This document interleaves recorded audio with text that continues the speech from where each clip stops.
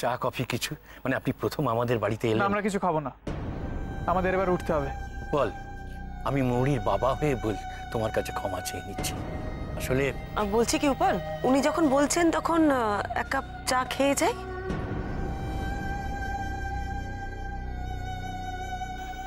বাবুলাল, বাবুলাল বসো, শুধু চা কিন্তু আর কিছু খাবো না। বাবুলাল 3 কাপ চা দিয়ে যাও।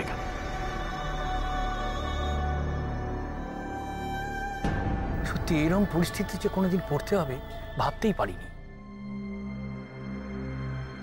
নিজের ব্যবহারে এরকম অপ্রস্তুত হতে হবে আমার ভীষণ লজ্জা করছে।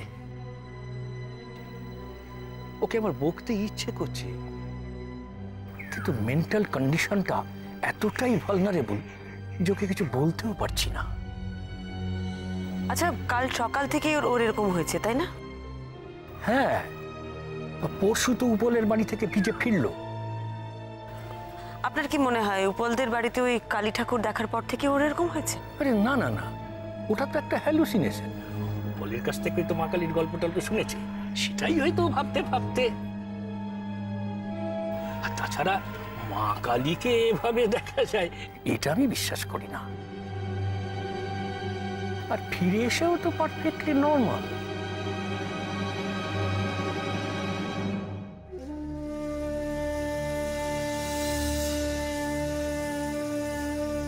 তাহলে এই ট্রমার কারণ কি? কিছু বলেনি আপনাদের? আপনাকে বা আপনার স্ত্রীকে কিচ্ছু বলেনি? না, কোন রকম ইমোশনাল সেটব্যাক? দেখুন, যে মেয়ে জীবনে দুঃখই পায়নি, যার আজ বাদে কাল বিয়ে ডেট ফিক্স হবে, তার এতটা ইমোশনাল সেটব্যাক হওয়ার কারণটা কি, এটাই তো আমার মাথায় আসছে না। তাছাড়া আমরা তো ঠিকই করেছিলাম যে 2-1 দিনের মধ্যেই উপলের বাড়িতে গিয়ে ওদের বিয়ের ডেটটা ফাইনাল করে আসবো। অদ্ভুত, কালী মূর্তি পাওয়া গেল পুকুরের জলে। হ্যাঁ, এটাও আমার কাছে কেমন যেন আশ্চর্যের বাবা, জানো তো। বাবা বাবা আমার না বিষয়টা কিরকম রহস্যজনক লাগছে।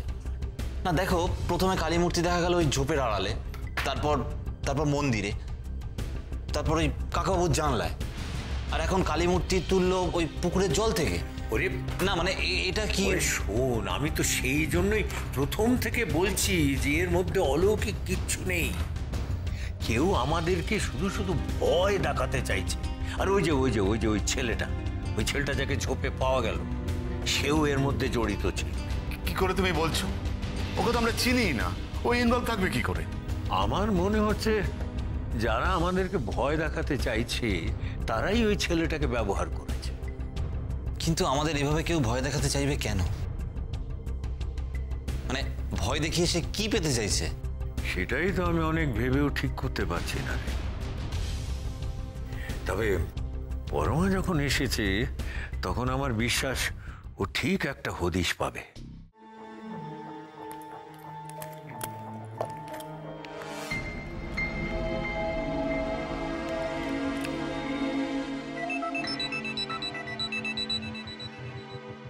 হ্যালো বৌদি, বল খবর কি? আর 2 দিন ধরে তো পুরো বেপাত্তা। ওদিকে সব ঠিকঠাক চলছে তো? হ্যাঁ হ্যাঁ, এদিকে সব ঠিকঠাক। বাড়ির কি খবর রে? কাল অবশ্য মার সাথে একবার আমার কথা হয়েছে, নন্দাকে আমার ফোন করাই হয়নি। আর বাড়ির খবর, যেখানে রত্নাদেবী স্বয়ং উপস্থিত সেখানে প্রতিপদে সংকট, জানিসই তো। উফ, শুরু হয়ে গেলি তো। তুই না বড্ড বাজে বকিস হাবলু। মানে বাজে বকছি না, বিশ্বাস কর বৌদি, ওনার জ্বালায় না বাড়ির সকল অতিষ্ঠ হয়ে উঠেছে।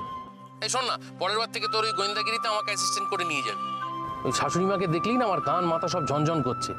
এই জানিস, এদিকে ওই অরূপের বিয়ের কেসটা তো ভেস্তে গেছে, ঘেঁটে ঘ পুরো। সে কি রে? বুঝেছি, তোরাই তার মানে ব্যাগরা দিয়েছিস, আর সেই জন্যই মাসিমা খেপে গেছেন। অমনি যত দোষ নন্দ ঘোষ না? আরে আমরা কিচ্ছু করিনি, যা করার উনিই করেছে।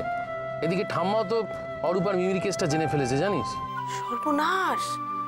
ঠাম্মা কি করে জানলো?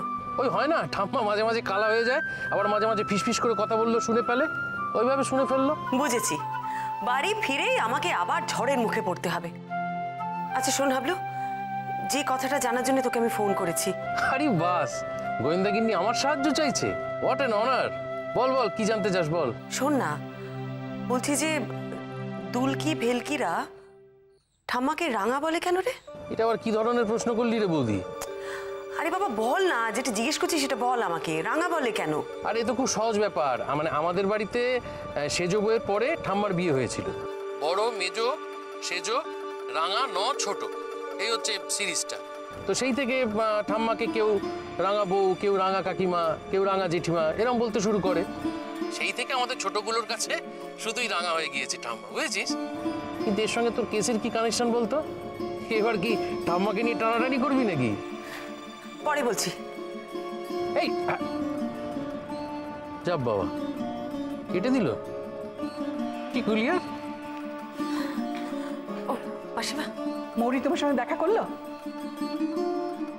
না। দেখেছো মেয়েটার কাণ্ড? আমার নাতিটা ফের গেল, ফের অপমান করলো, তোমার সঙ্গে দেখা করলো না। আমি কি করে যে মানুষ চিন্তা এত ভুল করলাম কে জানে, অথচ আমি ওকে প্রথমে পছন্দ করেছিলাম। ইস, এইদিকে ছোটদা কেঁদে কেটে একেবারে সমুদ্র ভাসিয়ে ফেলছে। এমন করে কাঁদছে না, দেখলে তোমার মায়া হবে। যাক, তুমি বিশ্রাম নাও। মাসিমা, ছোট মামাবাবু কি জেগে আছেন না ঘুমোচ্ছেন? না, এখন ঘুম হচ্ছে। ওকে খাইয়ে ঘুমের ওষুধ দিয়ে ঘুম পাড়িয়ে এসছি। আর কি বলবো? আশ্চর্য, ছোট মামাবাবু সকাল থেকে কান্নাকাটি করছেন কেন?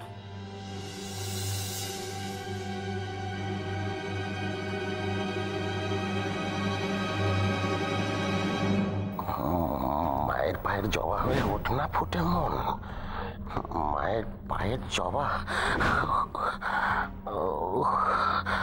জবা হয়ে ওঠ না ফুটে মন। এত গয়না কালি তুই কোথায় পেলি? চুরি করে দেশ ঠকালি? এত গয়না কালি তুই কোথায় পেলি? চুরি করে দেশ ঠকালি? কালি তুই পাতাল গেলি, জবার মালা কই ফোটালি? দুদিকে কাঞ্চন, বলনা কোথায় লুকিয়েছি মন। ধারার হাতে পড়লে ধরা, হাতে পড়বে হাত করা। পালিয়ে কোথায় বাঁচবি শ্যামা, জবার বালা রইল চমন। জবার বালা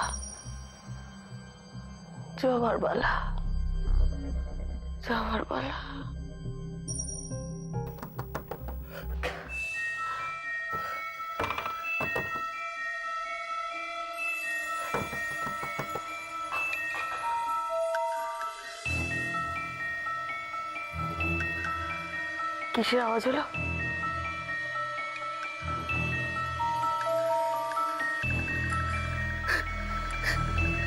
কে?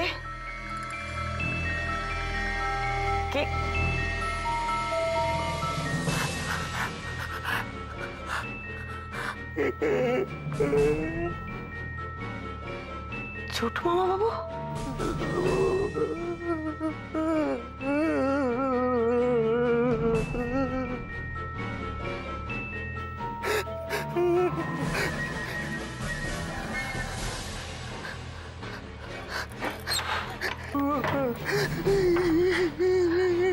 মামা বাবু, কি হচ্ছে?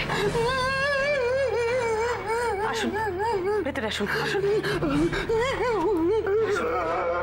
কি হয়েছে আপনার? বসুন এখানে, বসুন। কাঁদছেন কেন আপনি? বসুন। বলুন তো আমাকে, কিসে কষ্ট পাচ্ছেন আপনি? হ্যাঁ, কিসে কষ্ট পাচ্ছেন? আপনাদের সবাইকে অবশ্যই বলবো কেন আমি আজ মৌরিকে এখানে ডেকেছি। বাবু, কি করছিস? কেড়ে নিলি কেন? ফেরত দে, দিয়ে দে। কেউ কিছু জানে না। ওগুলো আর লুকিয়ে কোনো লাভ নেই। দিন আমাকে, দিন। সবাইকে দেখতে দিন এগুলো। এই হেয়ালির জন্য এবারের অনেকের অনেক সর্বনাশ হয়েছে। আজ আমি আর আপনি মিলে সবাইকে